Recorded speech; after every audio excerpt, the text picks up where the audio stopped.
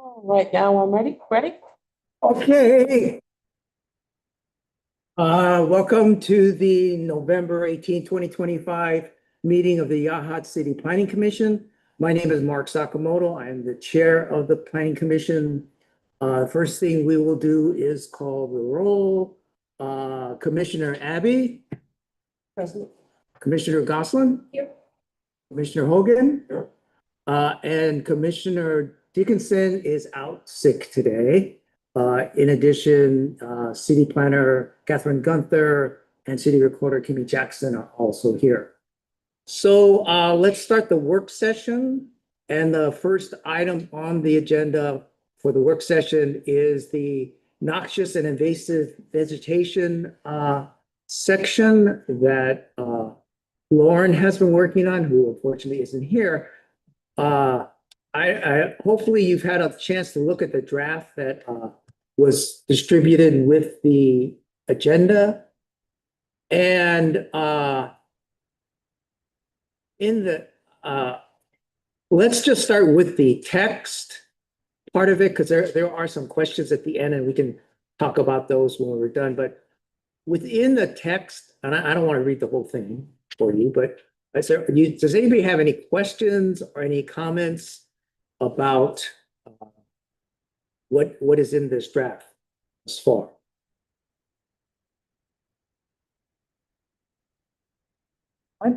My big question would be about the, any such vegetation shall be prima facie evidence of health hazards, and the person can be held responsible for health hazards on their property?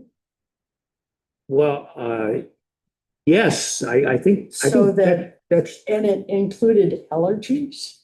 So your neighbor could sue you for having allergies? a severe allergic reaction. I mean, I'm not a lawyer. It didn't say severe allergy Well- reaction, well- it just said allergy.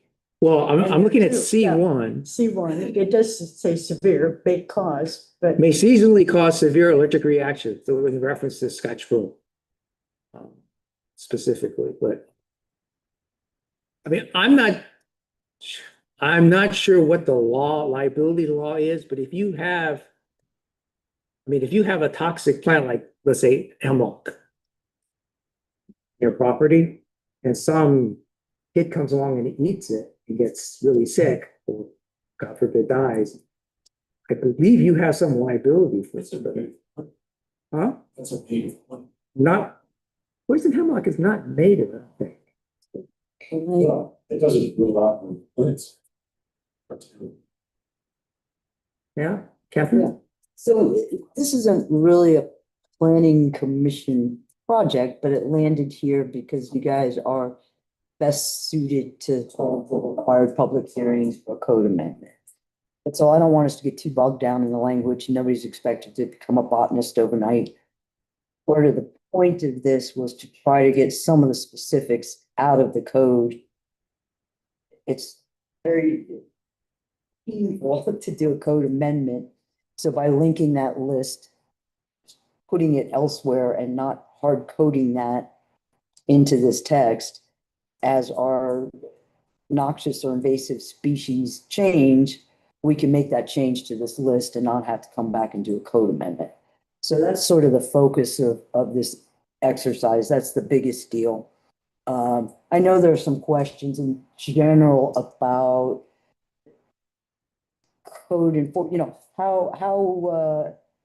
how far can we go? We're not climbing over people's fences or, to look for noxious invasive species. That's not really the business that we're in. So I'll leave that to the attorneys to decide how far is too far. But I don't want you guys to get too much in the weeds on this. We're just kind of using you to make sure we do everything by the book when it comes to a code amendment. Even though this is in Title V, which no one really has total jurisdiction over. Yeah, if we do a code amendment, we have to put it out there. So if we have a public hearing, who's gonna be defending this from questions from the public? I mean, it's gonna be a commission hearing. Ultimately going to go, so there's you're not obligated to defend it per se. The point of the public hearing would be an opportunity for public input. The ultimate decision, like with it, is going to be made by council. And council, at least the mayor has had a hand in this, is familiar with those changes. But before it goes to council, we're supposed to have an opinion as a commission. I think that's the plan, is that the planning commission would make the recommendation to council to take this language and go forward with it. So if you see something that you just think is horrendous, then I think, yeah, it's appropriate to say, you know, this doesn't belong here, or, but as far as the individual plants and things like that, that's part of the point of this, is to keep that from being embedded in the code. As I was gonna say, none of us is a botanist, but I'm looking around the room because I'm, that's true in this case. Well, this issue is- It seems weird to me. There are native plants plus others. If you own a lot of those plants, you have to take them. Because it's making sense. And I don't believe that's the intent. Right. Yeah, But Yeah. but so, I mean, totally appropriate, I think, to make those kinds of comments. I just don't want to, 6 months from now, we shouldn't still be picking through the list of plants, I guess is the point that I'm trying to make, that that's what we're trying to get out of here, is the stuff that's so specific that it becomes difficult to change. Because it's not, I mean, if you're talking about allergic reactions, particularly severe allergic reactions, I mean, there's a lot of potential plants on the list that could be there. I mean, I have allergies. Yeah. Yeah, I mean, some people's tree pollen, tree pollen doesn't bother me, but grass pollen drives me. But certain grasses, I know which grasses I'm allergic to and which ones I'm not. So, you know, it can vary from season to season, from plant to plant. So just because it's on the list or not, or on the list, doesn't necessarily make it a problem, unless you have a neighbor who has a really bad reaction to it. Then yeah, I don't know what It becomes a the civil thing anyways, really. Would you say, Catherine, if it was between neighbors? well, because I always like that. but the If it's not on our list of things you can't have, Yeah. then it does become a knock on the door and ask your neighbor. yeah, because Yeah, it's not something that the city can enforce. yeah, but you know, if somebody doesn't get satisfaction from their neighbors, the first person they're gonna come to is the city. But that's why she looked at me when she said it's a civil matter, right? Because Public Works, and I say that quite a bit. And sometimes that's the appropriate answer. Okay. You know, we get a lot of calls about private easements and people who are feuding with a neighbor over interpretation or All right. fights over fences that the city really has no authority to. We can't. Is there jump a in. preamble to this that says that, you know, people are going to be informed of the violation, given 90 days for the? Yeah, so this, See that in here. let me pull that up for you. That's a good question, because there are some other things that apply to the whole nuisance ordinance section. And This is how we, like a state document. no, this comes from our Yahats municipal code. It's already in code. Correct. It's a revision. Say that this is Well, no. stated, except for the yellow, I or all this is new. don't think that this part, is this actually part of the municipal code right now? No, so this is draft, but this section is. So that's what we're revising and that's what we're enforcing. I'm gonna just pull up- 110 is all new. I'm gonna pull up that chapter for you guys and And share where the did you- screen here. That's what I want to know. Heaven only knows. It seems pretty tight, Catherine, can you pull it up? because I don't. That's exactly what I'm doing. May I share, Kimmy? Maybe a reason why it shouldn't possibly, maybe not be in our section, because we don't know. Well, yeah, because it's, the fact that it's not part of Title IX means that it is not in some ways part of our purview. But, you know, what Catherine was saying is that we have the mechanism for the public input. Yeah, and I think I'd be comfortable if there was somebody who was an expert on these things to say, hey, this is in, you know, every minute. That was my concern. That's what I was saying, is that I don't mind having a public hearing, but if the public starts asking questions. Right. I don't know what to say exactly, what the logic behind what the thing. I mean, I don't have a problem necessarily with what it says, but if someone asks me why, I think it seems a bit restrictive myself. what it is, but I mean, if I was informed I had a plant that was dangerous, I would, of course, take care of it, but I don't know that. If your neighbor's allergic to trees, That would be, I don't have any. don't want to cut down my trees. When that out too, looks nice. Well, if I was allergic to trees, I'm on it, which I probably am. Bobby, we would have to relocate you. Favorite, say. I'm allergic to Have to be a sensible person, Yeah, but the law's on your side. Right. I'm allergic to dogs and I happen to own two. Yeah, I have trees in my yard. yeah, I was under the impression, and I may be wrong, but I thought that part of the reason behind doing this was that the existing section of the code isn't really effective. I mean, it's like, So my understanding, the biggest reason for doing it, so this is our current code. This is this section that we're discussing. So it comes straight from our code. These are our proposed changes. But where we get into, so I'm just going to scroll through here. You can see we are currently listing everything that we think falls under this noxious and invasive. right, within the code. So the idea is to get some of that level of detail out of the code to have our noxious and invasive species list that doesn't have to be hard coded in this part of our code. So that those things change. Right. The experts, Sure. and you know, I've relied on the Lincoln County Soil and Water Conservation Right. District. They know these things, so if I have an issue in quiet water with riparian vegetation, those are the kinds of folks I would call and say, is this a good idea, a bad idea?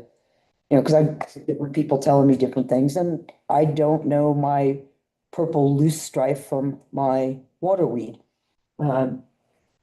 But so that's a big part of what we're trying to accomplish now is so you'll notice in the draft, we have noxious weeds and invasive plants of significance linked here.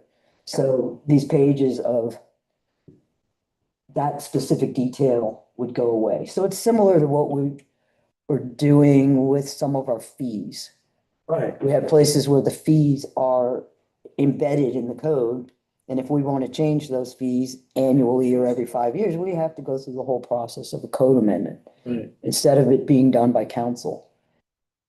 So in this case, Parks and Commons, who sort of is the umbrella commission for the Trails Committee, those people probably know more about this stuff than, certainly know more than I do. You're not expected to be the expert. No, I know. I was just under the impression that the language of the draft that we have here is more detailed and more prescriptive, I guess, than the existing. And that was part of it. I know part of it was to have a separate list that they could update, because there is some controversy I know about what is or what should be on the list or what shouldn't be on the list and whose list are we using and blah, blah, blah, blah. But I also thought that there was more detail about, you know, what constitutes whatever, you know, what, like, you know, severe allergies or what to do with toxic plants and all this stuff. I don't believe is currently part of the code, I'll show you where. section 5. I mean, it's been a while since I looked at the original. We're on section C, right?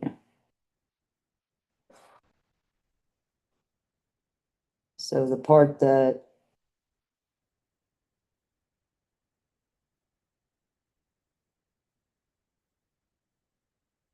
I'm looking for the part that Mary was asking about specifically about the allergies. It's C1. So, I mean, it's the same as in your draft. Okay. And again, this is why, because this is a section of the code, it's not a section of the code I'm thoroughly familiar with. Except for those lucky days when I got to play code enforcement officer. So no one is expecting it. It's not planning. But these are the proposed changes. Again, the biggest one being to get those long lists of very specific plants out of the code and into another form where we can modify them without having to go through this process. Okay, Well, I thought the questions at the end were pretty good. I thought so too. And who's gonna answer? I mean, it's too bad Lauren isn't here because I'm sure he could answer all of these questions and maybe we may have to defer. There's no, you know, the next step will be to schedule a public hearing. That does not, in fact, December's not usually a great month for doing that anyway. Probably. Robbie, I don't think anybody's like This is. coming for us if we don't get this done by the end of the year. Since he's put all the work into it. Okay, all right. And then that may satisfy some of your concerns about who's gonna talk intelligently about it in a public hearing. Okay. And it's not ready for public consumption because it's got question marks and it's asking for. Oh, yeah, I know. So, yeah, that's why we're not holding the hearing today. It would be in a slightly prettier form. But, you know, the point of the public hearing, whether it's in Title V or in Title IX, is not to have it nailed down. That's the opportunity for some public input. So it can still be a working document when it goes to its first public debut. In fact, that's appropriate. Then we'd also have our state attorney review it. Yeah, because there really is some, you know, yeah, we want to make sure we're not encouraging trespassing, for example. To me, the most interesting question is number 9. About, you know, there are sterile varieties of invasive plants and non-sterile varieties and how do we know which one it Well, I was is? gonna say, that's a great question, you know.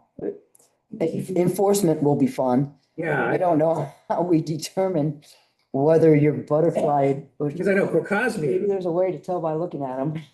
because crocosmia is a real problem around here and there is a strain of crocosmia that doesn't have as many bulbs and is not as invasive. But from what I understand, it looks exactly the same. The only way you can tell, I think, is to dig it up and see how many bulbs, are. You know, it's like, and so, yeah, I mean, there's stuff like that. Poor code enforcement officer, I don't know if we want to put him in that position. Either that or run DNAs on the place, Right. which I don't think the city wants to get involved with that. So maybe that's a good thing to, you know, just kind of remember to keep in mind the practicality of enforcement on some of this. It's much easier to roll up on a place and say, that's a Himalayan blackberry, Yeah, that's gotta go, than to say, can your crocosmia have children? yeah. We might not want to get into that whole thing. That's not on the list though, right? I will, you know, enforcement is not, is not, yeah. That was hard. Yeah, the enforcement thing is not it's not gonna be a planning commission thing. I'm afraid I'm gonna pass that along to others about how they wanna handle it.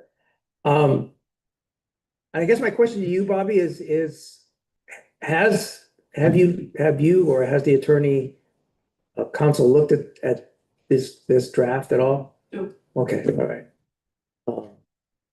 Do you wanna do that before we have the hearing? Yeah, before you have a hearing, but I'd like for you guys to workshop through it, whatever discussion you're gonna have with Lauren present first. Okay, And then I can take it and I'll approve it. okay, so then Legal counsel. the recovery time for a hip surgery is what, 6 6 weeks or 2 months? Yeah. It's about 2 months, yeah, Okay. plus or minus. Mary, will you check in on him and see that he's? Hey, we got medical advice here. I'm gonna take it. So it's possible that he may not be able to make the December meeting. Yeah, he probably can. Zoom in, maybe. Depending upon how his physical therapy goes. Okay. All right, well, Sitting for that like the time might be a challenge, but yeah. Okay. All right, then, I mean, I don't really have anything that I can see that we would need Lauren or somebody to clarify for us. Unless somebody has something that they need. I think the questions are really good. I think so too. And quite frankly, I think Lauren probably has some pretty good answers for those. Okay. So shall we?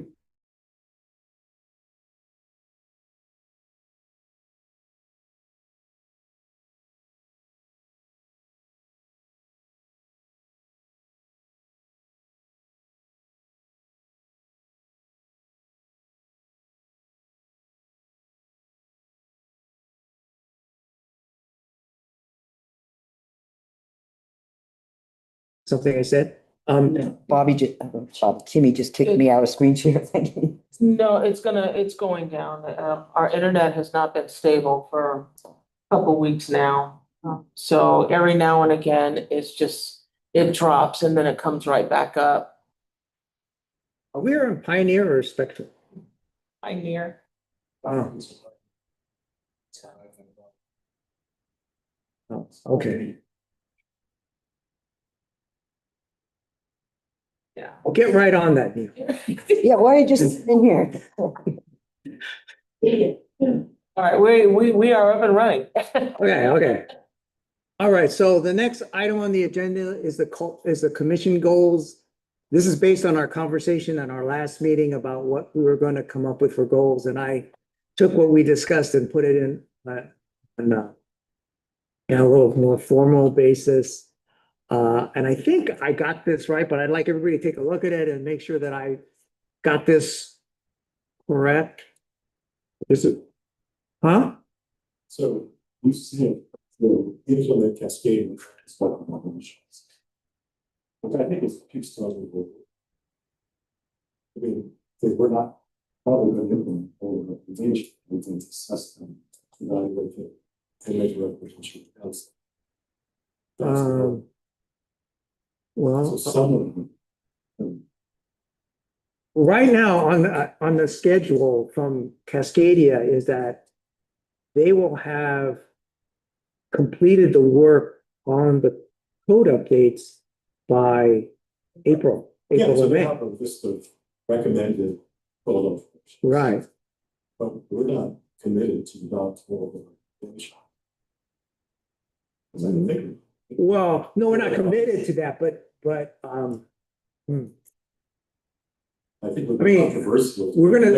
we could be, I guess the reason I put it that way was that I was thinking we could be pretty far along if we really do get their draft of the code updates in April, May. Oh, I think we could finish next year. I'm just saying, we're not gonna adopt everything necessarily.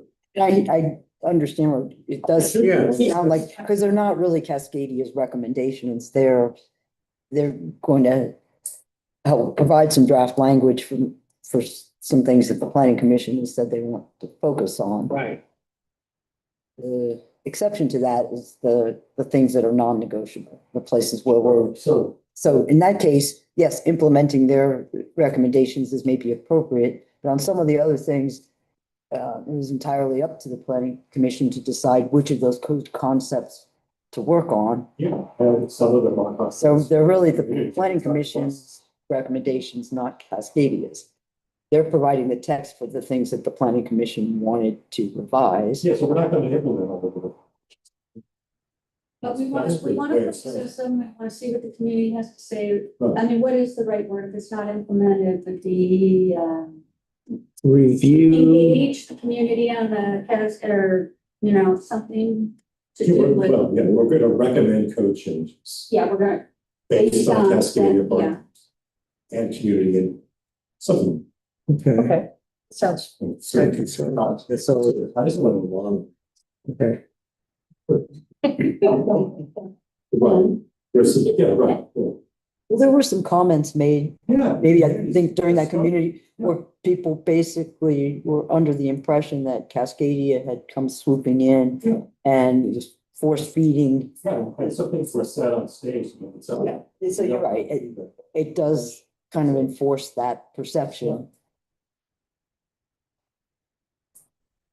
Well, okay. Okay,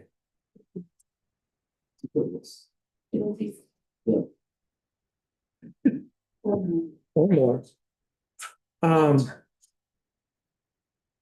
Let's see. Other than that, any other comments? About these?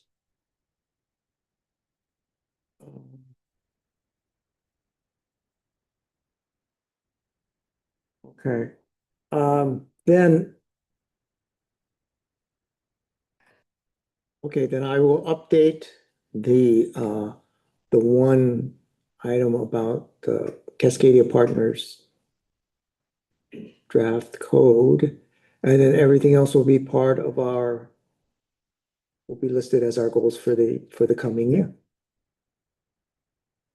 How is everybody comfortable with that? Craig, you look a little, Well, I'm putting it tour. I mean, I I'm think sorry? we need to have a tour, and. But it's not just to see various kinds, it's to educate us, right? It's an educational. Just, I mean. Like the goal is to be on site. So a scheduled tour to educate commission members? Okay. So,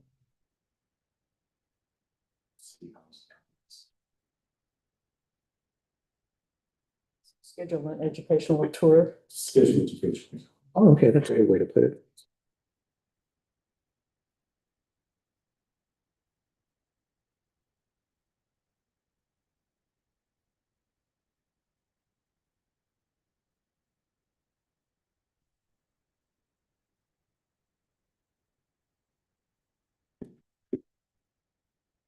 And we can use the trolley, right? Is that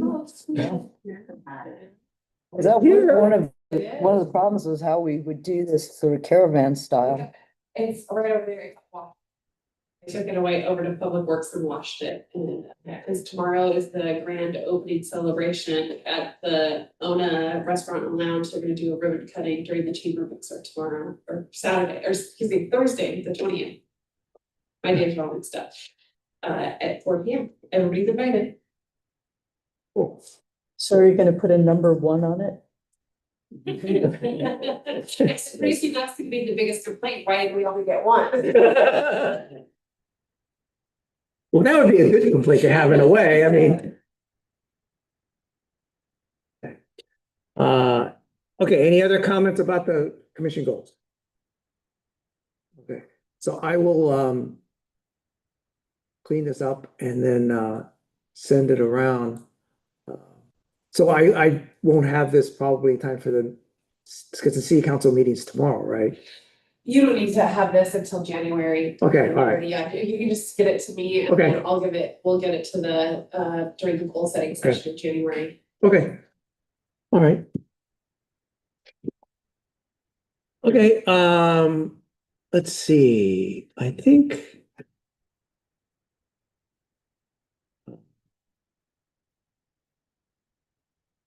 And then this is not on the agenda, but we had 2 different calls in the last week, I guess. Wednesday, Yeah. 2 calls on Wednesday. 2 calls on Wednesday, both involving Cascadia Partners in different aspects. So, Mary, if you could just kind of give us an outline of or summary of what we talked about on the phone. Well, the first one was looking at the survey and getting back to us on some information that happened on the survey. And essentially, the number of returns was rather 42? small, 42, yeah. And the vast majority of those people that responded were elderly. Surprise, surprise. They were old, they were retired, and they were homeowners. Right. Old, retired, and home. They were us. And and considering the small number, approximately 50% said, yay, team, this sounds like it's really good, you know, what Cascadia is proposing and what we're looking at, you know, within the group. And 50% said, ooh, I don't know about this. And That's not right. so, you know, really, when you looked at it, there was another factor that they put out there that I actually kind of wrote down. And the interesting factor that I found was that there were a lot of people over 70 that answered it, which was, It's part of it, Steve, I don't know. no, I mean, they actually had a deal on that, saying that there were a lot of people that were over 70 that answered it. And the interesting part about that was I figured out that that was 12 people out of the 42. And, you know, when you start looking at statistics and things, this whole thing statistically is essentially worthless. Really, it doesn't count for anything other than we've got an incredibly small sample, an incredibly small number of people responding, and you know, you just kind of put up some information for us to look at it and say, gosh, we've got a 50-50 split right now on things. Which probably is not too, it's probably a close reflection of, I think, the way things are. It may not be 50-50, but You know, I kind of beg to differ with that, Yeah. and I think that really and truly, if you look at most surveys, people that are unhappy with something are really Take care. gung ho about saying Yeah. that's true. and responding to it. So a 50-50 split, I think, isn't too horrible Right. for us. And if you consider all of us old farts that were sitting there going, oh, I better respond to this, then you know, that was, I guess we just know there are a minimum of about 21 of them yeah, who are really against this. 21. So they're gonna be, We're kind of against it. It was kind of like the really against it group was what? It was pretty small. Pretty Yeah. small. It was Well, like, that's- it was like that's useful 16 or something like that. that's very useful information. Yeah. It's not statistical, but it's. So it was kind of an interesting split. Just an example of the 50-50 split that we experienced around here, for the fireworks survey we did. We had 570 responses from it, mostly locals, part-time workforce, either part-time or full-time resident. And it was largely 50-50 split. Like Yes, almost true. exactly. Same as usual, or Yeah, keeping it the same as usual, or reducing it a little and adding some other activities during the day, or exploring an alternative option, or doing away with altogether. So between those four answers, it was about, if you added those two together, it was about 50-50. So just, there's a lot of 50-50 either way you go. This is an example.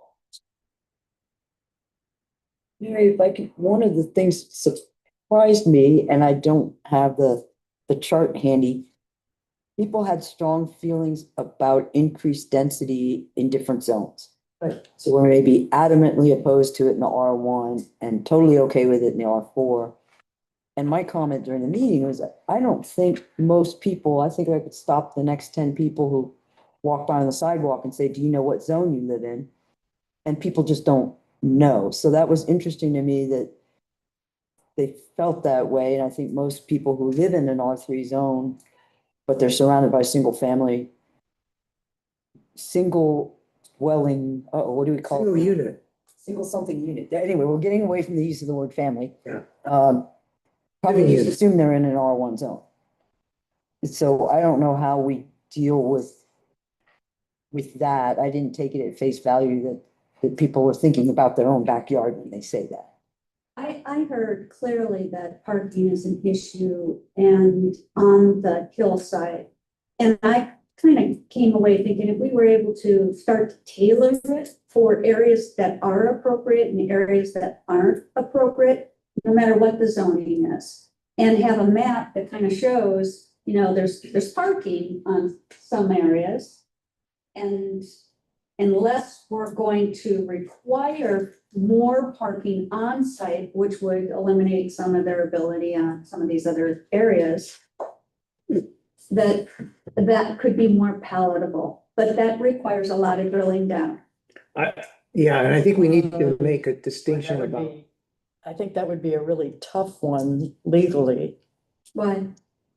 to say, oh, in this R1 zone, you can have this, but not in this R1 zone. So I don't think you would need to. Right now, our parking requirements are all off-street parking requirements. Right. So even if you said across the board, everybody's required to meet this standard for ADUs, people will either choose to have an ADU or not, but we're basically saying you can't satisfy that requirement with on-street parking. So it doesn't really matter if it's King Street where there's no shoulder to park on versus trying to think of a street that actually has on-street parking. Yeah, I guess that's right. If it already doesn't have parking. I did get the impression that it had to do with Horizon Hill, to the steeper properties. That was just what I kind of left. here. It's- yeah, I think, I think there were a couple of concerns. I think one concern is just Geologically. the idea of denser housing, like middle housing, for instance, I think, on Horizon Hill was a concern, which is, I don't think that's gonna happen. I mean, it just Right. financially and geologically, it doesn't make sense to do that up there. The only parking issue that I could see for Horizon Hill, if there is one, is somebody put in an ADU. But if we put in that, let's say you have to have one parking space for an ADU, They already got it. yeah, they've got it. Yeah. Because most of the houses up there are relatively new. They've got Right. driveways and, multiple car garages, so I don't think that'll be a problem anyway. Right, I right. think but that is a distinction we need to make, and I don't think we made a clear distinction that, we're not thinking about Bryson Hill, just outside of ADUs. And you're right, it wouldn't hurt us to have a map that says, okay, here's the city, here's the multi-family stuff. Maybe mark the undeveloped R1 lots, say, okay, basically, these are the lots we're talking about. We're not talking about an R1 lot that's already got a house on it, except for an ADU. We're not gonna, Right. we're not expecting anybody to change the setbacks. That's what Mary's talking about. She's talking about the ADU specifically, Yeah. right, on the survey, or are you talking about all increased housing? Well, it was all increased Yeah. housing that people were looking at. Yeah. And the survey basically asked all increased housing. Yeah. All increased housing. Yeah. Okay. I did get the feel though And that. came with that, but Right. people were interested in seeing more available housing for workers that is more affordable. Yes, So that was one of the things. Good. And there was support for that in R3 and R4 zones. yes. Good. So that was one of the things that happened. And ADUs, it was the parking issue that was the major issue on ADUs. And essentially, one of the other key concerns that a lot of people expressed was the potential loss of small town feel and strain on infrastructure and again, impact on parking. And then affordability was another piece. And that was kind of one of the biggest things that people were. I think we need to be able to answer all those questions if we're gonna go to the next step. And one of the things that Cascadia Partners talked about, and Mary, I thought about this more, is they are planning on doing another community input session. I would really hope that they'll take that survey and like the infrastructure that they drill down as to, because there was a lot of talk about that at the meeting, Yeah. oh, you're talking about the fact that there's no water and you're gonna be adding this. And I know that they're not tied together, but they are. I mean, if we're gonna increase density, I would hope that we have a plan for the water. And that's why that I'm glad that that's on our goals, is come up with a statement that says, Yes. essentially, either Because we get asked it every time we go Yeah, out. every time, the two things that always comes up whenever people talk to me about density or ADUs or whatever is parking and water. I mean, that's anecdotal, but that fits in with the survey results too, that's what kept coming up is infrastructure and parking. And I think is certainly in the next public input session we have with Cascadia, I would hope we'd have a definitive statement to give about is there enough water, or how, or what exactly we are doing to make sure there's going to be enough water. I don't think it's a problem, but it would be nice to be able to tell everybody that and try to satisfy or take care of that concern. Because it is I keep hearing it every time that comes up. Yes, Bobby. And for that specific comment, it'd be good to bring Rick into the Yes. next work session you guys have to Okay, talk about. Okay. So you can have these, that he is gonna be some information like that.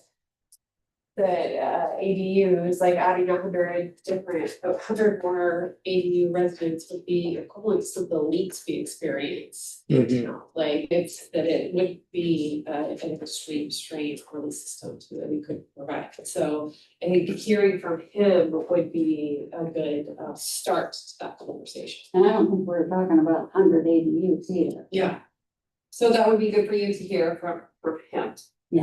something much less. Yeah. As I recall. So the other thing that came up was in C1 on mixed use development. And people were quite enthusiastic about that and felt that that was a really good idea. And as Catherine pointed out in the meeting, that was kind of the mixed use should be allowed outright as a standard, for the lot size. I don't think we ever intended to do Yeah. away with that. Mentioned the fact that It was, kind of got in there. that just accidentally. kind of happened. and well, the intention was our code used to require that in order to use the commercial setbacks, 60% of the ground floor of a building had to be commercial in use.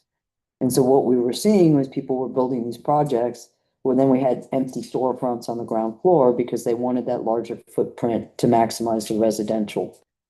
And so we were trying, I was on the planning commission at the time, the planning commission was trying to solve that problem, to still allow people to use that larger footprint, but not build commercial space that would then sit empty. And I think the project across the street was a good example of that. That was one of the last that we did under the old code. But the plan was not to make it more difficult to do mixed use. And the handful of hearings that we've held, the planning commission has basically said, well, why would we say no to this? Like, what's the downside? So I think having it as putting it back into the permitted uses so that a person doesn't have to jump through those hoops and have that unknown if they're considering a project, it makes sense if people can't see a strong reason not to. There are some things then I noticed when that went away as an outright and just a permitted use, some of the guidelines are maybe a little lacking now. So we have standards for residential use only, we have standards for commercial use only, but we don't really have any clear standards for mixed use. And that was one of the things that they were gonna bring into the mix was how to set up C1 standards for mixed use, or if somebody was going to be doing residential only on a C1, essentially it was going to talk about limiting the size of the house to an R1 type of Yeah. concept. We don't really have, it used to say, the parking standard, it was the sum of all the uses. But then there were some exceptions, because if you had a sort of good work situation, you didn't have to have two places for your cars at home, and then you walk downstairs and you have two parking spaces for yourself at work. So there were some pretty specific things that made it much easier to process those kinds of applications, and those just disappeared. So So, that'll also take care of our issue with the coffee shop. yeah, Yeah. yeah. Very good. So, yeah,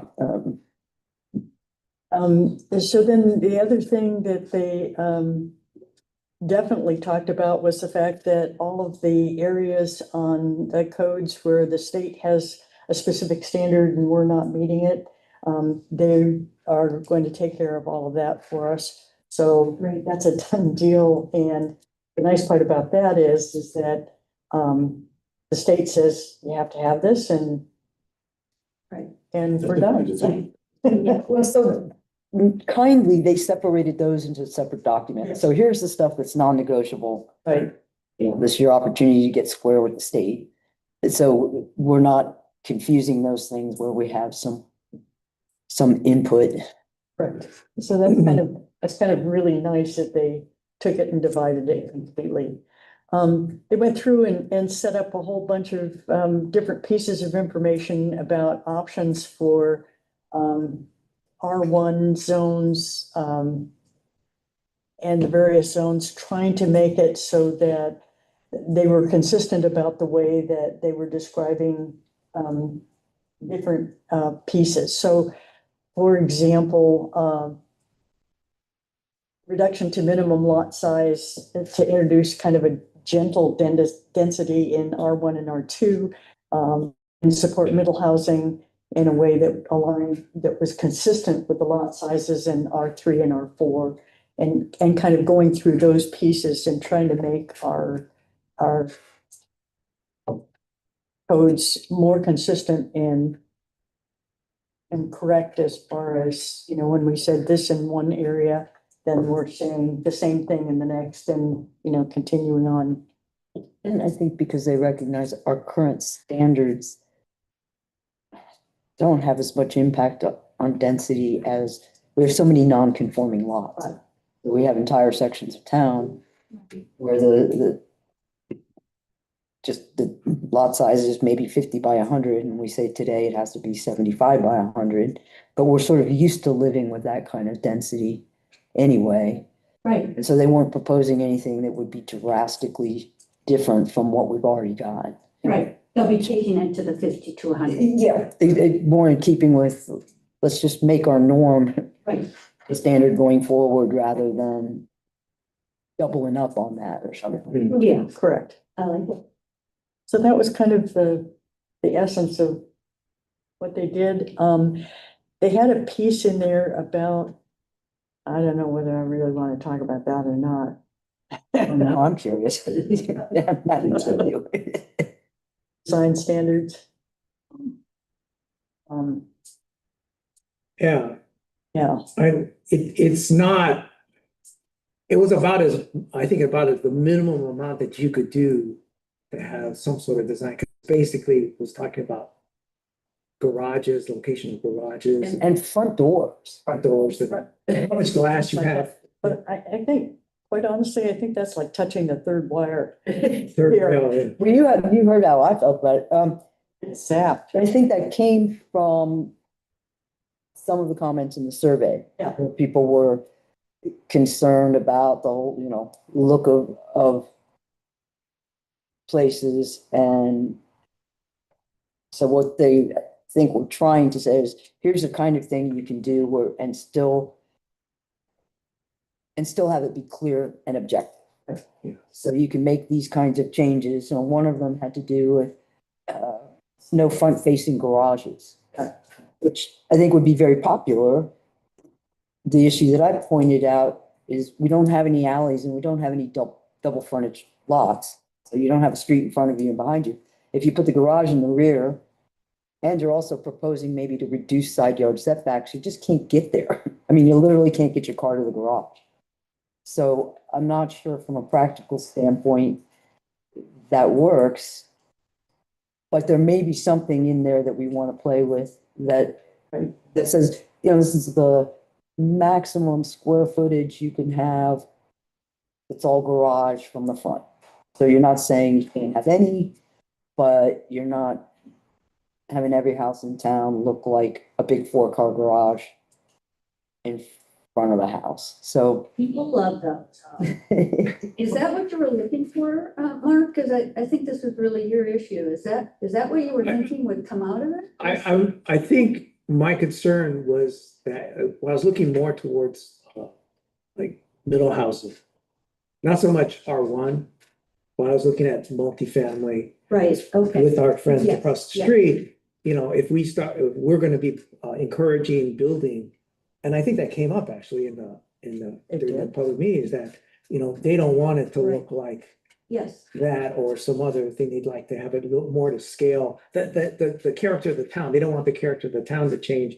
It's not so much, the impression I've gotten, it's not so much a question of more people as much as it's looking like there are more people. mhm. And with some design standards, you may be able to reduce the visual impact of that sort of thing like that. And I think that's kind of what I was, as Yeah. a way of softening the blow, if you will. But the other visual thing was the goal of preventing all rolling Dollar Generals up the highway. Yeah, we've already prevented that. So that's done. Yeah, yeah, Okay. they can't, they can't have those. But I don't know. if we want to Wait, see it. I'm not sure that was the. The formula, you mean a formula business, like a I franchise? don't know, I mean, Yeah. again, I don't know whether what we've done. What it He's does, saying, you know, like if a McDonald's wanted to come but- in. Yeah. So, and I just don't think it would have had, Yeah. yeah, so it wouldn't really have had any impact on the Dollar General project, where it will have some impact. McDonald's is a great example. That we wouldn't say no to McDonald's, say you can come, but you can't bring your golden arches with you.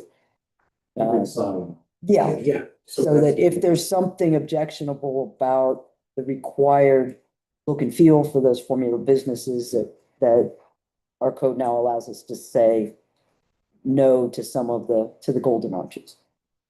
But the Dollar General doesn't really have anything uniquely Dollar Generally.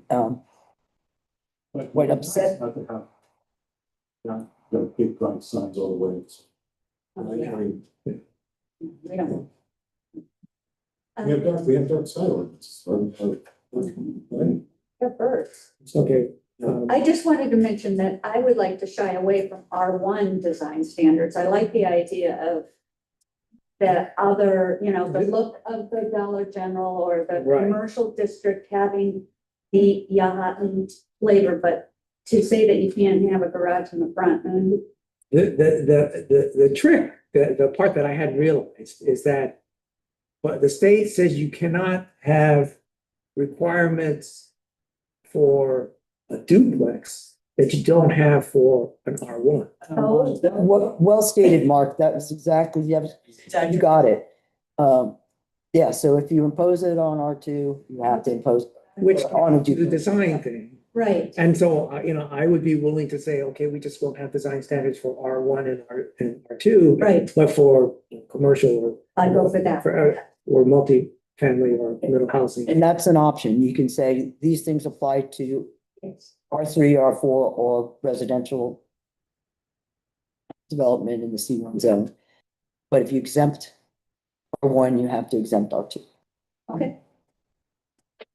So in essence, that was kind of what we did. And then the second part, the second meeting, I think Catherine can probably talk to that.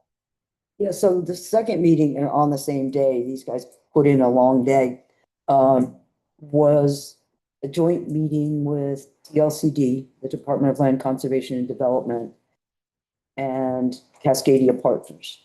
So DLCD is the one that is funding our next round of work on this.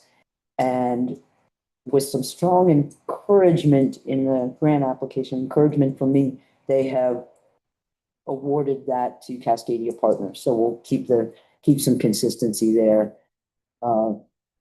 So that was to talk about where we think we might go next.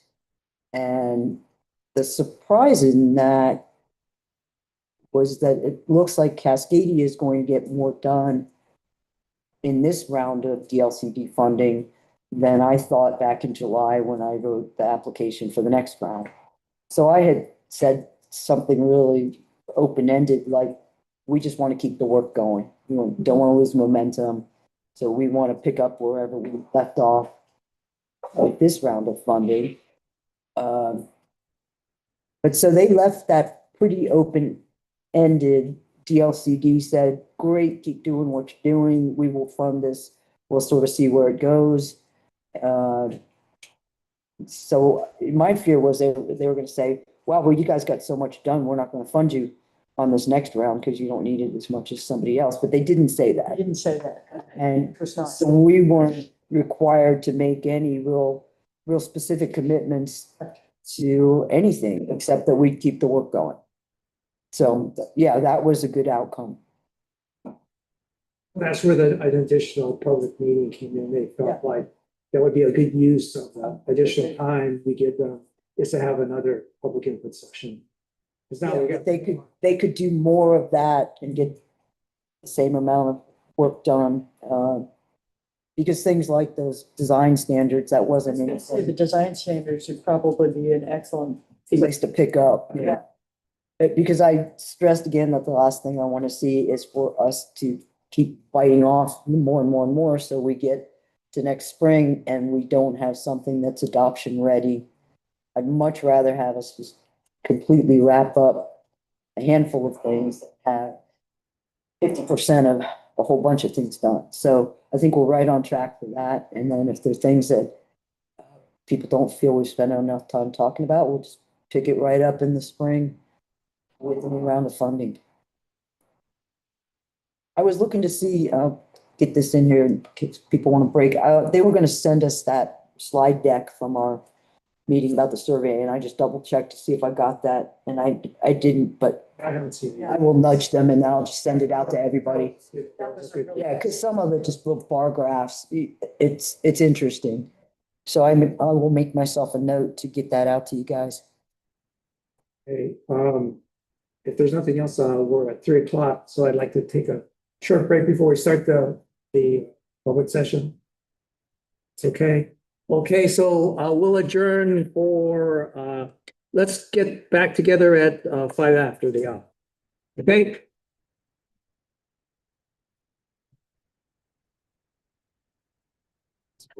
It's a public meeting saying that thousands of people from overseas fill out the survey. Oh, yeah. Oh, yeah, right on. Yeah, 42. It's really true. Yeah. I was looking forward. to Right. that. Also, people from- Yes. I'm sorry I stole your thing, but I didn't Oh, scribble on okay, it. I'm I didn't write on it or anything. Hello. Hey, Roland. You can take that.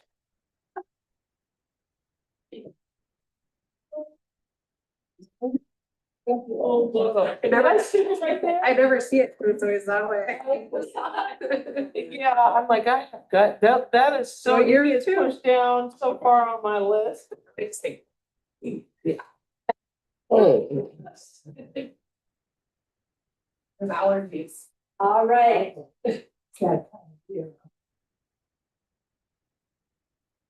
Maybe not it's my dog. He's the worst.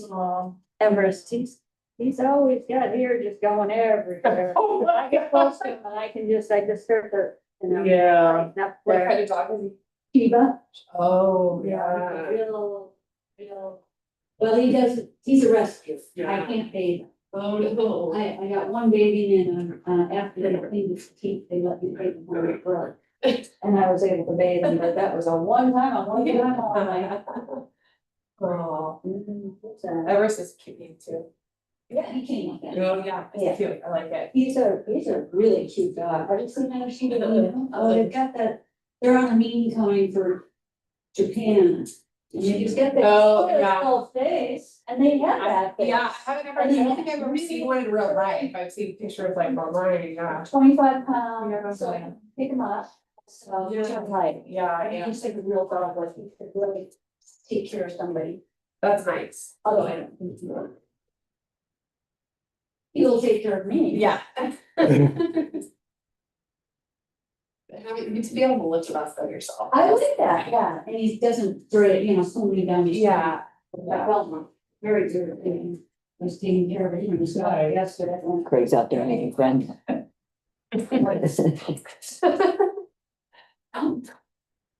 You have a dog? I do. A big dog? Yes. Yeah, he's over at City Hall. Oh. Yeah. Yeah, and now we have two mascots there. Yeah, you do. And do they like each other? Yeah. Yeah, Savannah's just, she's a baby, so she's learning to share. And she doesn't do that well. And if someone's getting attention, she'll start talking, Oh. yeah. But I mean, they're fun, they go Oh, they along. go. Yeah, she'll get past and fine, but yeah, she hurried, when she knows he's there, she hurries back into her space so he can't come in and Well, see her because he stuff. steals her stuff, he really does. There's a lot of stuff. You gotta learn to share. And then he's old, he's like, I don't wanna play. Like, I don't wanna play with you. And Savannah is the quite opposite. She's really good, but Yeah. she's a talker. She talks back. Oh. She's so beautiful. And she's got like several dead bodies worth of bones that she's very protective of. Oh, I did the other day. and it was like, That's murder. Yeah, my dog was, it starts bone. And I don't know what one it's gonna be, maybe the milk bone from the UPS. Oh, Just one day, he decides that's the bone. If anybody gets close to it, he Yeah. lays it down. mine did the same thing. You can watch it. Not funny though. Jax doesn't do that. No, he eats it. Oh, he eats it right off the bat, yeah. Normally it's eaten, but if it's not eaten, I know it's time to pick it up. He's 1/3 lab, so when it comes to food, he's like a lab. Everything, he eats everything instant. Mine chase each other. Oh, Oh, you got two? I have What do two. you have? Wire fox terriers. Oh, cute guy. Crazy dogs. They didn't read me every morning. Oh, I know. I like that. see you. All right, now it looks like a really light afternoon schedule here. yeah, I'm yeah. just fine with that, just so you know. Me too. Two. And then they just go blind. Yeah, and I don't, unless somebody sneaks in here just under the wire, So I don't have anything separate areas. in the works Shut off. for land use applications for next month either, which is kind of nice. Good. We can take a little break towards the end of the year and gear up for Still have some stuff. some stuff to talk about. Yeah, it's just the land use applications are sort of a whole thing because of the required speed with which we. Yeah, yeah. Amendments, we can kind of hold with it during the holidays if people are. They are, they're Do another thing. animals and they're just crazy about things. Yeah. Oh, they look like, my friend just got her, I took care of her dog yesterday, but that's, what did you call it? A jack? They're wire fox terriers. She is. Did you? Personality. They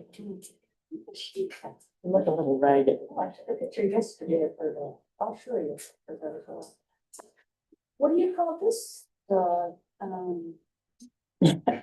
Yeah, there's another one. The two of them. What do you call that dog?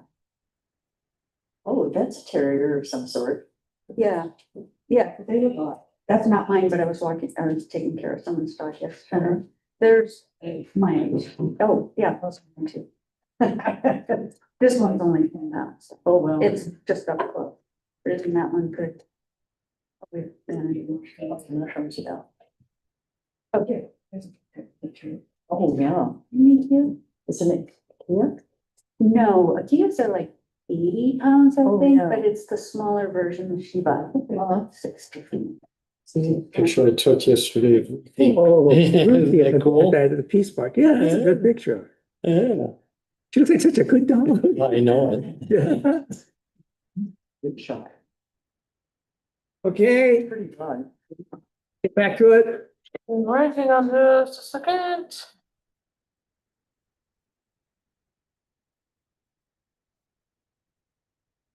Okay, we are reconvening for the regular public meeting portion of our meeting today. So the first item on the agenda is announcements and correspondence. Anything anybody have in that category? I will take that as a no. The next item is citizens concerned. That's anybody in the audience who have an item they wish to present that is not currently on the agenda. You're limited to 5 minutes of speaking. Anybody in the audience here in the room have anything they want to say? Okay, Kimmy, anybody online? Online? Okay. All right, so we do not have any public hearings today.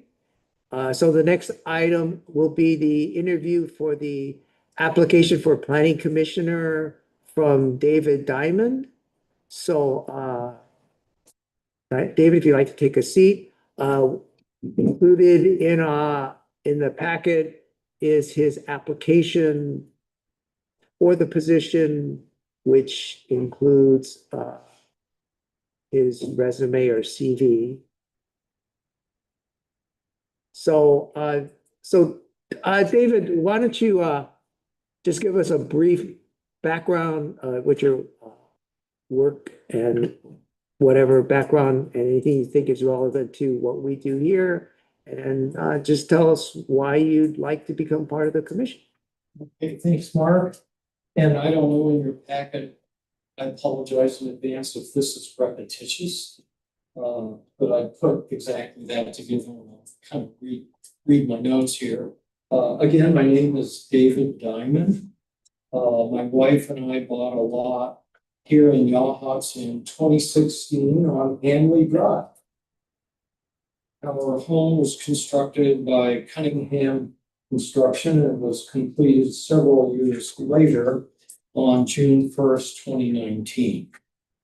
And that's when we moved in. I have come to love living in Yachats. You may recognize me as my wife and I are vendors at the Yachats Farmers Market. Hopefully you didn't buy any of our succulents that they died. While I feel that being a vendor at the market is a form of contribution to the community, I would like to join the Planning Commission as a volunteer to help with the important work of future growth in our community. Two of my neighbors, Mark Sakamoto and Craig Hogan, at different times approached me to suggest that I apply for one of the open seats. So here I am. After finishing my education in Southern California, I moved to the Willamette Valley in 1972.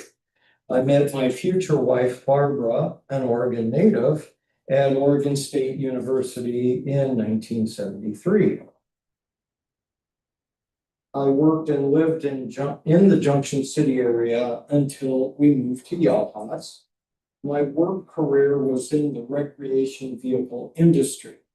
I took a design engineering position with Country Coach, motorhome manufacturer in Junction City. I worked my way up the corporate ladder to vice president of engineering, and I ultimately became chief operations officer for that company. I assisted the owners of that company with negotiating the sale of the company and all of its assets to Winnebago Industries. Winnebago then hired me as their West Coast plant production manager, and I set up their manufacturing processes at the Junction City campus. After over 40 years in the RV industry, I retired and we moved to Yachats. So some relevant experience.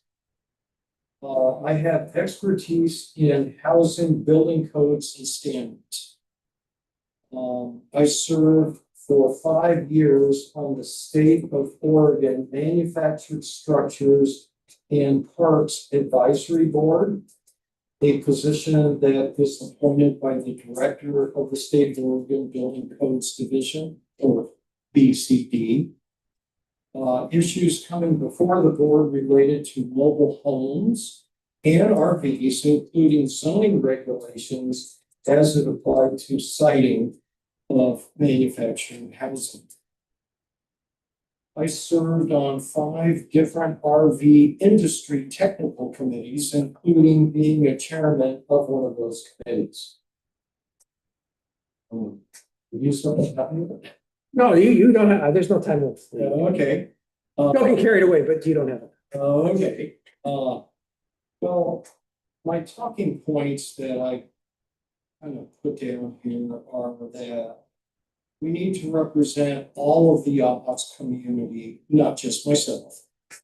My desire to help shape longer-term community-wide goals to assist in the decision-making process for community planning priorities regarding housing, natural resource protection, as well as appropriate lot and street sizes. Planning decisions should be in consideration of the public, government agencies, plus current and future generations. We should be making decisions based on common community interests rather than special or individual interests. Contribute to a rational process that uses factual information for Yachats planning, consider reasonable alternatives in making planning decisions.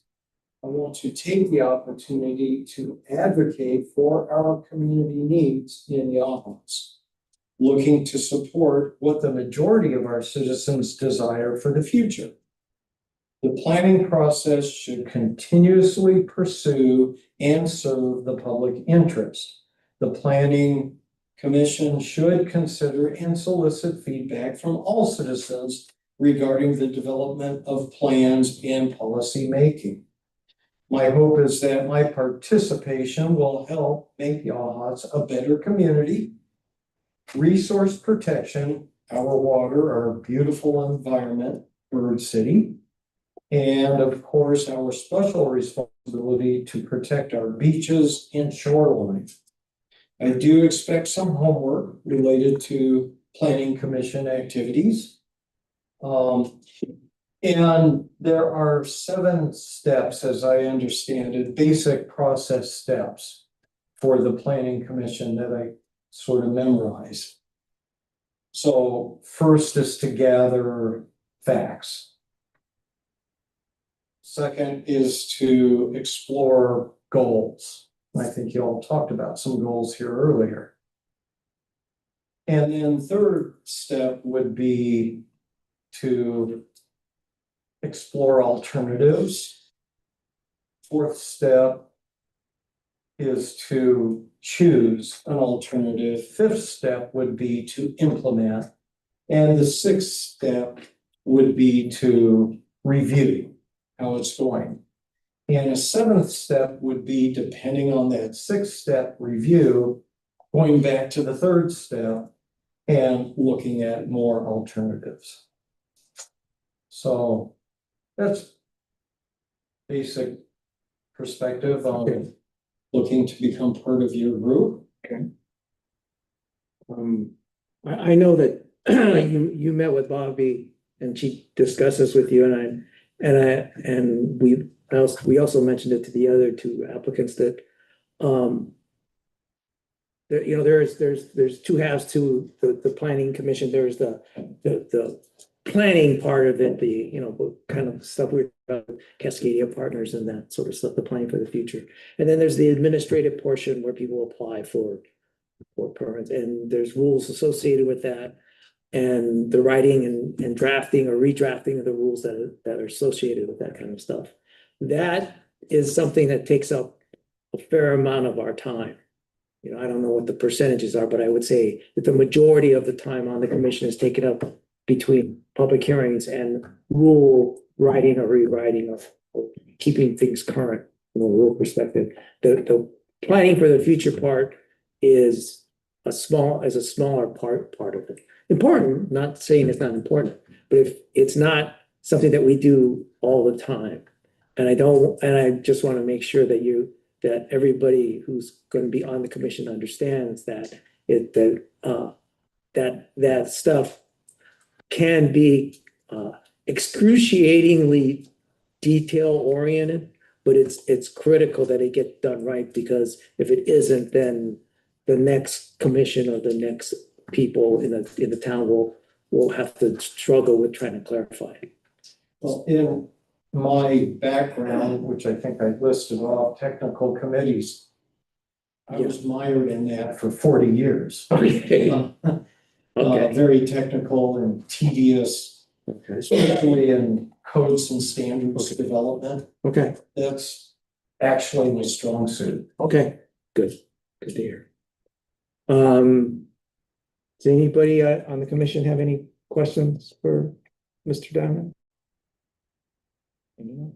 Well, the only thing I can say is that, the rules are the rules, and sometimes we have rules that, you look at and you go, boy, that's really not something that I agree with. But because it's the rule, we have to say yes to whatever the person is asking, if it goes with the rule. And, that's kind of a challenge sometimes. when But you then have we to hope sit we there. can change it later. Later. But at the time, that's something that you have to say Yes. yes. Well, I'm extremely familiar with that particular aspect. I'm glad you brought that up because in my career, I did participate as a volunteer in the RV Industry Association, RVIA, on technical committees. And we were faced on committee with a number of manufacturers that wanted to do something that was outside the rules. And I won't bore anybody with any examples because they get deep. But I'm familiar with having to say, well, that's the rule. And you're welcome to, give your input about how you think the rule might want to be changed. But when it comes to safety standards and that sort of thing, it's pretty hard and fast. Things like the National Electrical Code, which is not that easy to change, and those are rules that dress right dress, this is the way it's gotta be. So I'm familiar with that. Catherine, do you have anything? I don't vote, so, Oh, I don't. You're welcome to. But when you're ready, Timmy was kind enough to make up some little cards for. Fortunately, we also have the other two applicants here. If anybody has any questions for them that they would like to ask while they're here. Anybody? If not, So we have two positions. Is there any chance that we can have a third roamer or hold? an alternate or something? No, unfortunately, that is the unfortunate part. I mean, under ordinary circumstances, personally, I'd be happy to take any two of the three people that have applied. Right. So Right. but unfortunately, we only have two positions. We can only take two of them. So we will have to rank our choices. And then we'll compile the rankings, and that will be the recommendation of the commission based on the rankings. And then council, the last time we had this situation, then council basically did the same thing. So, it's nice to have an opportunity to be so selective. Yes. But yeah, all I can say is, Rank them. We can't just say all three are. no, it more would. than qualified. Okay. Unfortunately, The 7 seats, that's kind of a hard and fast thing right now. It's not a state rule, but it's. No, I meant to go to the council. Can we just say we have three great candidates? They let them do it. Pass the buck. Yeah. Technically, yeah. If we make a recommendation, could they change it? Yeah, absolutely. So that's what I'm saying. They may choose to go through the same process and their ultimate decision may be different than your recommendation. That's always the possibility. You could work for 2 years on It's still some, not terrible. So, but do your jobs. Come on. I know it's awkward because it's a small town and we're talking about friends and neighbors and, Yeah, I don't want to see the commission abdicate the responsibility. I happen to know all 3 applicants, and as I said, I would be happy to have any one of the 3 of them on the commission. So, but it's kind of like the Great British Bake Off show. If you ever watch that, they have to pick one of the people to vote off. Sometimes, Huh? sometimes there's really sense. Yeah, well, sometimes it's easier than others, but other times, yeah, in this case, it's not. So, well, and we can try to make, we don't want anybody to go home feeling like their service is not going to be welcome in the future. As we do get a fair amount of turnover, so right, and let's just stress that. there are other commissions that have openings, right, time to time as well. I think Parks and Commons actually So has a position open right now, so that's another thing. Yeah, but the library, I think it's kind of in a transition right now. I don't know what the commission is going to look like right now, so I think they're kind of on hold, but Ashley, what are we calling open spaces? Is that what we're calling it? It's something to be determined, but it's looking like we're gonna be making a recommendation to city council to let's evolve the commission and actually have it become a committee instead of a commission, and it be something like common grounds or open spaces, community spaces, Okay, and it have a focus on how to find funds for the master plan and execute the master plan and a few other projects to the greater Yachats Bay area, not just specifically the Yachats Commons or the park, so it'll open up a little bit. okay, so how do we do this? I noticed that we have seats, but I don't want anybody voting for it. Yeah, roll on. Yeah, last time, much the last time of the presentation, very much at the end. Yeah, A very long meeting, test meeting, and I think it was a little brief. I'll just add a little bit more of my background, which is having worked in hospital administration and different committees that way, I have that background. So I don't know how much I mentioned about it. okay, no, that's good to know. That's good to know. You wanna add a little bit since it was last time that each of those 2 talked, maybe to refresh your memories on there? Are you okay with? I feel we got 3. Steve, unless Steve, you have something you wish to elaborate on or add to what you spoke? Pardon?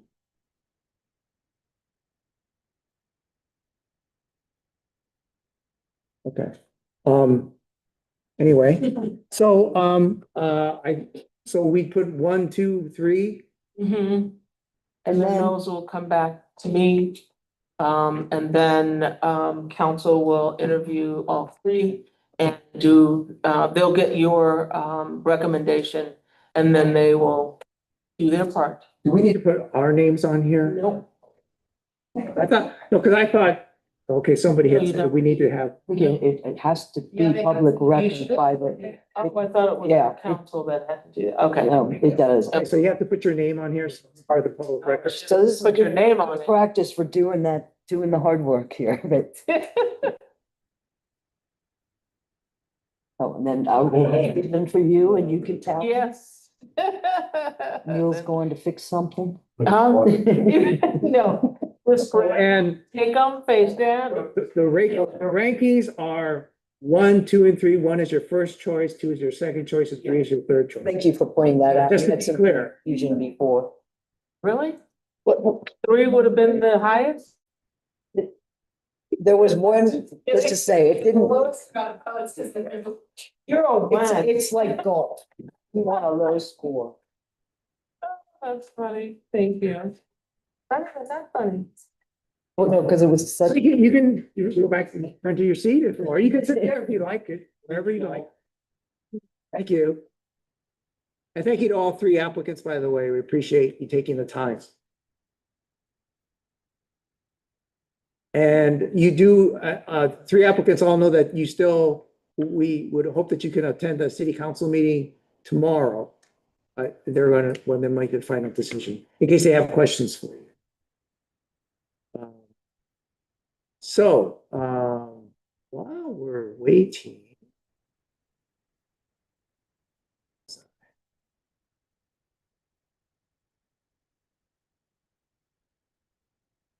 So there's not much else to go for at this time.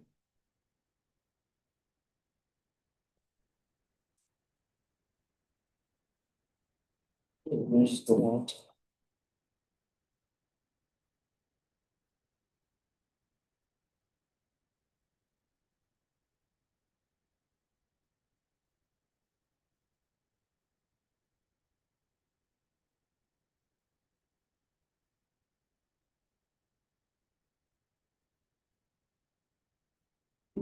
Yeah, you didn't write their name.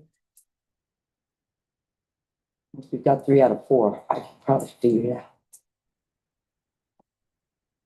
Got it.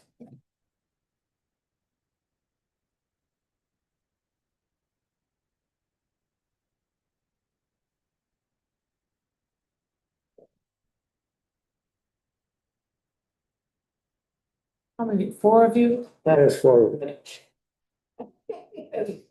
Not good, okay. You need, you know, assistant anyway. There's my 4, there's my 4. Okay, so. God, so. Let's see. Oh, I said 8 here. Mm-hmm. I get that as well. Which is weird, right? Not weird, but hold tight. Yeah. Yeah.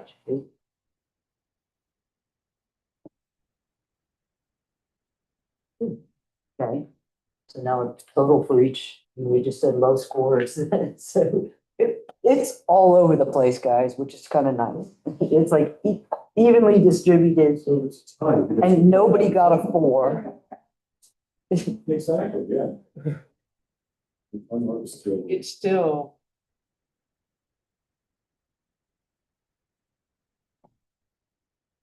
Then all 3 should go. I know, right? This is a, I mean, One more person, Lauren isn't here. yeah, That's what but you got. throws me off. Duo. Could take it to council, say it was an even wash. And it kind of is. Well, Yeah, it's kind of not, weird. it's It isn't. 2 6s and a 9. So they're clearly 2 lower votes. The votes are who's in the number 1 place. That would be number 1 place, that would be, so when you look at it that way, that's why it's ranked this way. Well, there's a tie for, obviously, we've confused ourselves. Yeah. So people wrote 1, 2, or 3 next to a name, okay, and the totals for each applicant. So the lower the score, The better. the number of 1s and 2s. better. So we have Roland at 6, David at 9, and Steve at 6, is how it broke out. Okay, And I would say you can, you can just send that to council Council. without any other recommendation. That's what I would say, that's so that's what I think we should do. it's like one change here or there, and yeah. And yeah, you're right, there isn't, that is a different whole, Um, it's a reflection of reality. I mean, they're all, as I said, all 3 of them are and qualified. I just realized in looking at these numbers now, we could have had 3 7s. In which case, we would have had to figure the bake off, I guess, yeah. So we should all plan on being in council tomorrow. O'clock. Okay, Well, maybe not you all, but yeah, those Yeah. will be, because I have a dentist appointment in No, your Eugene tomorrow. presence is not required. yeah, no. Oh, I'm gonna. So anyway, again, to the applicants, thank you very much, and yes, you will be back at council, and the council will make the final call, but thank you again. So, moving right along. New business. Anything, Catherine, anything we should No, we know about? covered the LCD and Cascadia stuff. That's Uh-huh. for the Okay, fun and interesting stuff this month. all right. Let's see, commission chairs meeting. So let's put it up on my notes, see if I can read these. Let's see, the library is moving right along. We are working on the planning for the grand opening sometime around the first of the year. I don't know at this point, I don't know if it's going to be the end of December or early January, but if you happen to go by the building, it's doing very well. It looks really nice. It's very nice. So they are, and I think actually I saw a posting somewhere, I think it was on Facebook, that they are looking for volunteers to put the books back on the shelf, and they've already gotten quite a few volunteers already for that. So let's see, Public Works, now that we've found a new site for the water tank, they still have to do the soils testing to see if it will support the tank, but it looks promising at this point. There's an agreement for a Connex for disaster, emergency preparedness for the cemetery, to put in the cemetery. I know there's somehow that's appropriate or not, I don't know. Elevation wise, it worked. Yeah, it's a comment on elevation, it is not a comment on outcomes. But it's how many feet above ground, not, yeah. Yeah. 6 feet under, but. That's all it is. It's the tsunami. It's not anything else. It's. Oh, that would make it convenient for some things, I guess.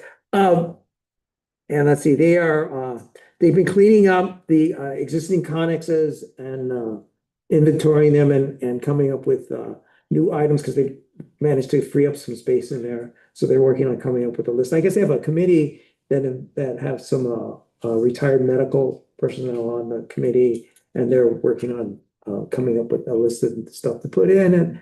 And we had that simulation for an emergency for housing, and I was there for that, and it was really good. We learned a lot about things that we should or shouldn't do and how to handle things as simple as, where to put tables and lines to, what we could do or couldn't do, or what we should do. And then, let's see. Oh, and there, I haven't seen anything formal, but they were talking about, one of the things we talked about in that housing thing is that we need to have additional clothing for people. If for no other reason, if it's a mud slide or a flood or something, people are gonna be wet and cold, and they're gonna need dry clothes. So we're gonna put the word out to try to get some donations so we can have clothing here for any victims. And parks and commons or common ground or what open spaces or whatever they are, they have one position open right now. And they are, as Bobby was saying, they're in the midst of reformatting what they're doing, and in one way, they're expanding their role to cover theoretically all city open spaces in town, not just parks and commons, and maybe getting away from the current commission format and there's something more like a work group kind of thing, because that would go some more people. And that, I think, was it for the commission affairs meeting. And let's see, planners report.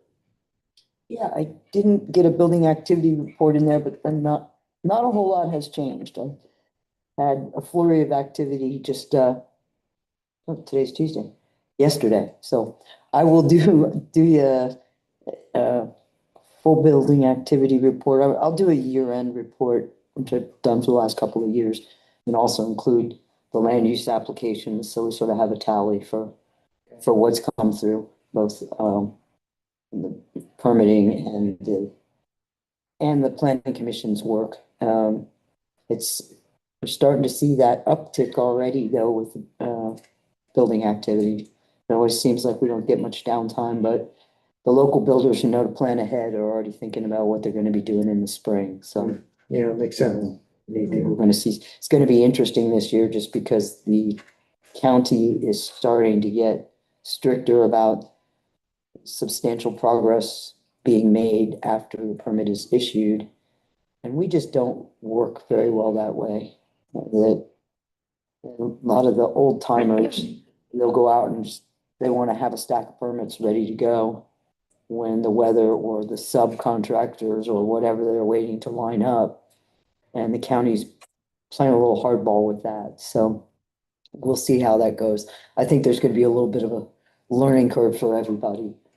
You know, and they got real lax about it during COVID, and then coming out of COVID with some supply chain issues, people just couldn't get a house done in what they might have considered a reasonable amount of time. So,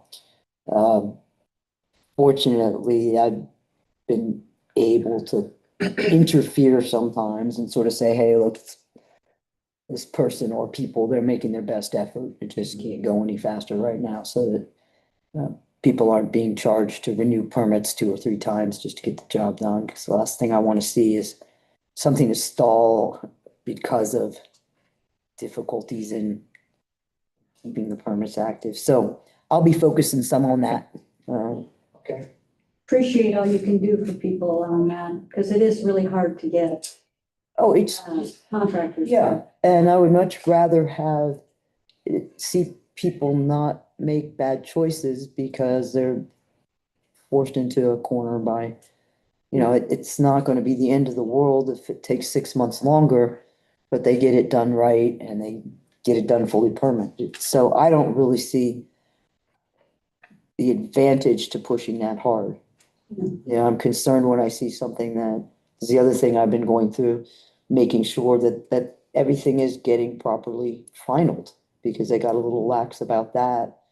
So the homeowner and or the contractor might have done everything right, but on the paperwork end, the status still doesn't show as completed. So I've been trying to clean some of that stuff up. That's much more important to me, that we know that every last inspection was done, that certificate of occupancy was issued, that there's not just something hanging out there. As long as somebody's got an open permit and they're making their best effort, I don't think we need to pick on them. But that's a battle I can fight with. Technically, they don't get the certificate of occupancy until all the permits are signed off on, right? Till all inspections are done, yes. And that has not been the problem. I'll give you an example. The Portland State University, who does the off-census year number keeping, for all things population related, and one of the things that they do is to look and see how many housing units we put online each year.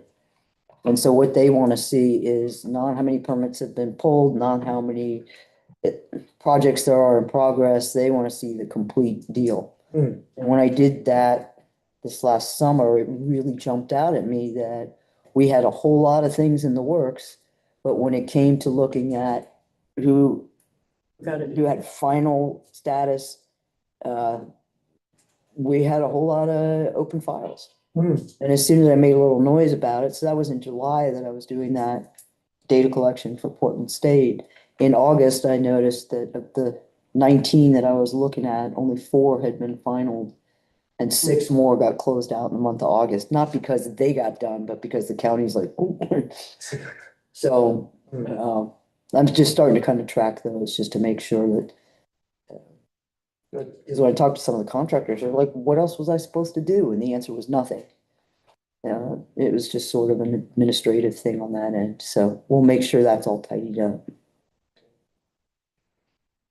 Okay, this isn't on the agenda, but because it really, nothing much has changed, but as far as the issues list is concerned, nothing much has changed, except I haven't heard anything recently about the wetlands inventory. Mention that. So council wants an update because it's on their 2025 goals and they're gonna be doing some scorekeeping. So Bobby sent me an email Friday saying, hey, what do we know? So I communicated with DSL yesterday, and Okay. she copied me on communications with Pacific Habitat. So Is it- all's in Pacific Habitat's court now. DSL finished their last round of reviews. I reviewed the draft at that point as well, and it went back to Pacific Habitat Solutions, who's a consultant who's actually doing the field work. So she reached out and nudged them yesterday. I'm hoping I hear something back in time to give council an update tomorrow. If not, I will certainly have something by the December meeting. So are there questions about the inventory, or is it just strictly making sure that the Oh, gosh. document is complete? I'd be happy to share the draft and accompanying questions for the thing that I. Oh, no, that's okay. I just was curious. I'm not. I appreciate their attention to detail, but I spent a huge amount of time going through the draft because it would basically have a township range and section number. So unless you know what 14/12/27 AD 6,000 is, you gotta go look it up and then see, okay, what property are we talking about? And there'd be some discussion about whether or not the field work had been sufficient. There were places that in 2011, when they were doing this, there were a lot of property owners that were not real welcoming. I think they misunderstood what this meant. That if we let these people on our property, they're gonna find something that's gonna devalue it. That'll render it unbuildable or something. So what I've asked them to do on this draft, if they can't go back out and complete some field work that they couldn't do then, was at least indicate somehow on the map that these are places we were unable to do a site-specific evaluation of. In some cases, you can tell. There's a mapped wetland that runs right up to a property line, and then it ends in this nice, clean 90-degree angle. And it's like, yeah, that's not how that works. Yeah. So then I can make the call if somebody comes in with a permit application for the adjacent lot. I send a wetlands land use notification saying, hey, they are on or adjacent to wetlands, so we need further investigation. I think what we may do once we get this adopted is have quite a few properties where there hasn't been a site visit, but the experts can tell from looking at the map or wandering around town that there's probably something of interest there. So there may be another round of field work. At this point, we just want to get all the stuff we know. I was gonna say put on paper, but that's the whole problem. They don't put it on paper anymore. Properly mapped. Hmm. But yeah, the back and forth, some of it honestly is just, it's completely over my head. I'll leave that to Right. the people who study soil hydrology. When it comes to looking at the map, so that's where I jump in. I just want to make sure it hasn't. It's chugging along and it's not, I was the holdup on that last review for a couple of weeks. And so that was it's like, oh no, I hope I didn't miss something, like they sent it back to me, but at this point, yeah, it's the folks who are getting paid to do this, so I would think Okay. they'd be able to throw some staff at it. I don't want, DSL was kind enough to take a guy out of retirement basically and say, well, so he just retired and said he would work on a contract basis to finish up the odds inventory. Oh, okay, good. So I want to make sure we get it done while he's still Yeah. feeling so inclined. Okay. One day. And let's see, the only other thing is I added the detailed site plan for the Shepherd conditional use, just to make sure that gets done. Yeah, but that won't come back to you. There were conditions. I know, I just wanna, I'm just on the, that's why I put it on the list, because I wouldn't have no visibility to it, so I just wanna make sure that it gets done. I just made a copy of ODOT access permits. So yeah, that's all. That'll happen. That'll go in the file, but it won't come back to Yeah, planning commission. yeah, I'll just every month, just follow up, and when it's done, I'll take it off the list. And then the meeting summary, which was for last month, which was done. Any questions on the meeting summary? Okay. And any other, at this point, any other business? Yes, Jolene. So for Habitat for Humanity, they, are currently building 2 homes in Waldport on Lafayette. Okay. And, one of them is a 1-bedroom home. And the people who were, in line for that, it fell through. And the people on the list for their homes are more than would fit in a 1-bedroom home. So it's gonna come back out, and there will be some applications. I've been going around to the different businesses and yachts, letting people know if they have anybody who would be eligible, low income, for a 1-bedroom home in the Habitat, for Habitat, that it'll be coming out between, well, they said like right now, but it hasn't. I haven't seen anything yet, so very shortly. And then it'll go through a process and re-identify somebody for that home, but it's being built right now. It is a stick-built home. It's the last stick-built that Habitat will be doing for the foreseeable future, because they're going to modular homes. Good. So it's close to yachts and it's low income. So I would hope that there'd be somebody, if anybody knows anybody, please let me know, and I'll make sure that they get that applicant. We want to have a pool of people to choose from for that. Good. And I'd like to show interest in, that Yachts has an interest in this low income housing, so that we can get something like that. Here, Sorry, there's a little discussion about staff going on over here. Is there a place we can go and see what qualifies as low income for different family sizes? yes, why don't I send you something? Great. Yeah, because we probably know a few Yeah, it's six potential candidates. median income for Lincoln County, which is what, I don't remember, for 1 or 2 people, it's different. That's what I was wondering. Yeah, the household size makes a difference, but yeah, although in a 1-bedroom. I was gonna say, it's gonna not be much of a family. Well, but sometimes though, having a couple and both people have Right, even Yeah. like decent paying jobs. I know that was the problem at if they don't Vispera. make it, if they have. They made too much money with a 2-income household. Right, yeah, but it's not Title IX housing. Okay. So. We'll go find it and see if we it's can. better than that. I will bring it, I will get it to you. Okay, Oh, good. all right. It'd be great if. Yeah. We can do that. Hey, anything else? Anybody have? Going once, going twice. Okay, we are adjourned. Bye. Good night. Good night. Good night. I'll wait to the folks on the line.